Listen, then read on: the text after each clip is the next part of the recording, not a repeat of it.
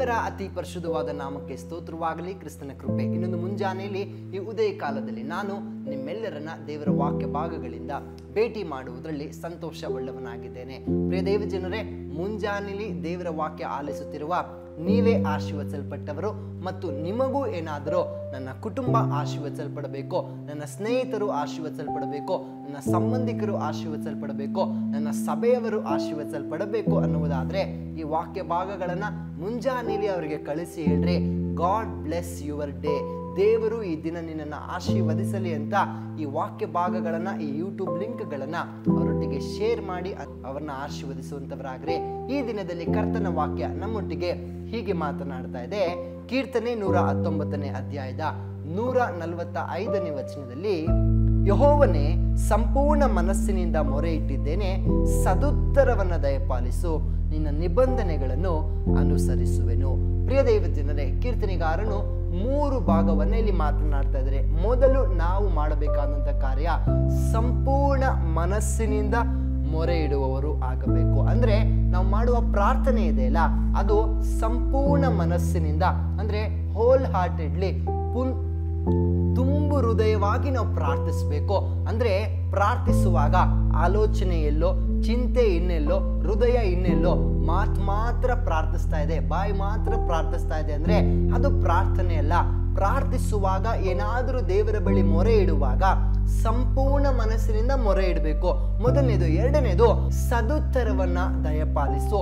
ಪ್ರಾರ್ಥನೆ ಮಾಡುವಾಗ ನಮಗೊಂದು ನಿಶ್ಚಯ ಇರಬೇಕು, ಅಥವಾ ಪ್ರಾರ್ಥಿಸುವಾಗ ನಾವೊಂದು ಮನಸ್ಥಿತಿ ಹೀಗೆ ಇಟ್ಕೊಳ್ಬೇಕು, ನಾನು ಪ್ರಾರ್ಥಿಸ್ತಾ ಇರೋದು ಸದುತ್ತರವನ್ನ ಪಡೆದುಕೊಳ್ಳುವುದಕ್ಕೋಸ್ಕರನೇ ಅನ್ನುವ ಕಾರ್ಯದಲ್ಲಿ ಪ್ರಾರ್ಥಿಸ್ಬೇಕು. ಎಷ್ಟೋ ಜನ ಹೇಗೆ ಪ್ರಾರ್ಥಿಸ್ತಾರೆ ಅಂತಂದ್ರೆ, ಪ್ರಾರ್ಥಿಸ್ಬಿಡೋಣ ದೇವ್ರು ನೋಡ್ಕೊಂತಾರೆ. ನೋ, ಪ್ರಾರ್ಥನೆ ಮಾಡುವಾಗಲೇ ನಿಮ್ಗೊಂದು ನಿಶ್ಚಯ ಇರಬೇಕು, ಇದರಲ್ಲಿ ಉತ್ತರ ಪಡೆದುಕೊಳ್ಳೋದಕ್ಕೋಸ್ಕರ ನಾನು ಪ್ರಾರ್ಥಿಸ್ಬೇಕು ಅಂತ.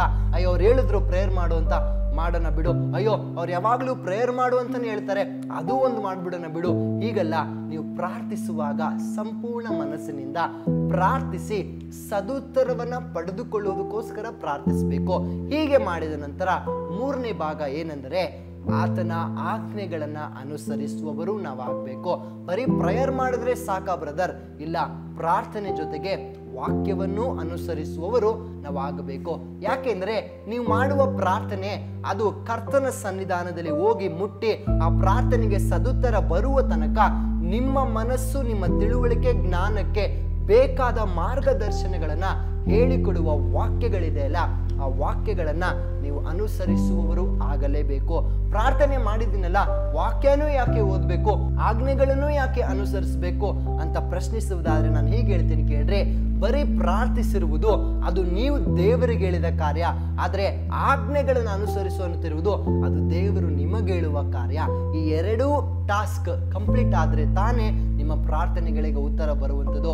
ಬರೀ ಪ್ರಾರ್ಥನೆನೇ ಮಾಡ್ತೀನಿ ಅನ್ನುವುದಕ್ಕಿಂತ ಪ್ರಾರ್ಥನೆಯನ್ನು ಮಾಡಿ ನನ್ನ ಉಳಿದ ಸಮಯದಲ್ಲಿ ಉತ್ತರ ಬರುವ ತನಕ ಆಜ್ಞೆಗಳನ್ನು ನಾನು ಅನುಸರಿಸುವವನಾಗುತ್ತೇನೆ ಅಂತ ನೀವು ದಿನದಲ್ಲಿ ಹೃದಯವನ್ನು ಬದಲಿಸ್ರಿ. ಆಗ ನೋಡ್ರಿ, ನಿಮ್ಮ ಪ್ರಾರ್ಥನೆಗಳಿಗೆ ಪೂರ್ಣ ಉತ್ತರ ಶೀಘ್ರವಾಗಿ ಬರುವಂಥದ್ದಾಗಿರ್ತದೆ. ನಿಮ್ಮ ಹೃದಯದ ಎಲ್ಲ ಆಲೋಚನೆಗಳನ್ನ ದೇವರ ಬಳಿಯಲ್ಲಿ ಹೇಳಿ, ದೇವರೇ ಇಂತಿಂಥ ಕಾರ್ಯಗಳಿಗಾಗಿ ನಾನು ಪ್ರಾರ್ಥಿಸ್ತಾ ಇದ್ದೀನಿ ಅಂತ ನೀವೇಳಿ ಪ್ರಾರ್ಥಿಸುವುದಾದ್ರೆ, ದೇವರ ವಾಕ್ಯಗಳನ್ನ ಅನುಸರಿಸಿ ನಡೆಯುವುದಕ್ಕೆ ಹೃದಯದಲ್ಲಿ ನೀವು ಸಿದ್ಧತೆಗೊಂಡ್ರೆ ದೇವರ ಕಡೆಯಿಂದ ಬರಬೇಕಾದಂಥ ಉತ್ತರವು ಕೂಡ ನಿಮ್ಮ ದಾರಿಯಲ್ಲಿ ಶೀಘ್ರವಾಗಿ ಬರುವಂಥದ್ದಾಗಿರ್ತದೆ. ಹಾಗಾಗಿ ಈ ಮುಂಜಾನೆಯಲ್ಲಿ ವಾಕ್ಯ ಗಮನಿಸಿದ ಹಾಗೆ ಪೂರ್ಣ ಹೃದಯದಿಂದ ಪ್ರಾರ್ಥಿಸ್ರಿ, ಸದುತ್ತರ ದಯಪಾಲಿಸುವುದು, ಸದುತ್ತರ ಹೊಂದಿಕೊಳ್ಳುವುದಕ್ಕೋಸ್ಕರ ಪ್ರಾರ್ಥಿಸ್ರಿ. ಪ್ರಾರ್ಥನೆಯ ಜೊತೆಗೆ ಆಜ್ಞೆಗಳನ್ನು ಅನುಸರಿಸ್ರಿ. ಕರ್ತ ನಿಮ್ಮನ್ನ ನಿಶ್ಚಯವಾಗಿ ಆಶೀರ್ವದಿಸ್ತಾರೆ. ನಾವು ಪ್ರಾರ್ಥನೆ ಮಾಡಿಕೊಳ್ಳೋಣವೇ? ಕರ್ತನಾದ ಯೇಸುವೆ, ನಿಮಗೆ ಸ್ತೋತ್ರಯ್ಯ, ನಿನ್ನ ವಚನ ನಮ್ಮೊಟ್ಟಿಗೆ ಮಾತನಾಡಿದಕ್ಕಾಗಿ ವಂದನೆ. ಹೌದು ಅಪ್ಪ, ನಾವು ಪೂರ್ಣ ಹೃದಯದಿಂದ ನಿನಗೆ ಪ್ರಾರ್ಥಿಸ್ತೇವೆ, ಮೊರೆ ಇಡುತ್ತೇವೆ, ಸದುತ್ತರವನ್ನು ದಯಪಾಲಿಸು. ಪ್ರಿಯ ಮಕ್ಕಳು ಇವತ್ತಿನ ತನಕ ಏನೇನೆಲ್ಲ ಪ್ರಾರ್ಥಿಸಿದ್ದಾರೋ ಅದಕ್ಕೆ ಸದುತ್ತರವನ್ನ ನೀನು ದಯಪಾಲಿಸಬೇಕಾಗಿ ನಾವು ಪ್ರಾರ್ಥಿಸ್ತೇವೆ. ಅದೇ ಪ್ರಕಾರವಾಗಿ ಆಜ್ಞೆಗಳನ್ನು ಅನುಸರಿಸುವುದಕ್ಕೆ ಅವರಿಗೆ ಮುಂಜಾನೆಯಲ್ಲಿ ಮನಸ್ಸು ಮಾಡಿಕೊಡುವಾಗ ಪೂರ್ಣ ಆಶೀರ್ವಾದ ಅವರು ಹೊಂದಿಕೊಳ್ಳುವಂತೆ ಸಹಾಯ ಮಾಡು. ಅವರ ದಿನ ಆಶೀರ್ವಾದಕರವಾಗಿರಲಿ. ಯೇಸು ಕ್ರಿಸ್ತನ ನಾಮದಲ್ಲಿ ತಂದೆಯೇ, ಆಮೇನ್ ಆಮೇನ್. ದೇವರು ತಾನು ನಿಮ್ಮನ್ನು ಆಶೀರ್ವದಿಸಲಿ. Thank you. ಬೇಕಾದ ಸ್ಥಳ God's Grace prayer hall, Sunkadakatte, Magadi ಮುಖ್ಯ ರಸ್ತೆ, ಬೆಂಗಳೂರು 560091. ಗೂಗಲ್ ಮ್ಯಾಪ್ಸ್ ನಲ್ಲೂ ಕೂಡ ಗಾಡ್ಸ್ ಗ್ರೇಸ್ ಪ್ರೇಯರ್ ಹಾಲ್ ಎಂದು ನೀವು ಸರ್ಚ್ ಮಾಡಬಹುದು. Further details and prayer support, contact Word to Word Ministries, Bangalore. Phone 9008725814, 9008725815. God bless you.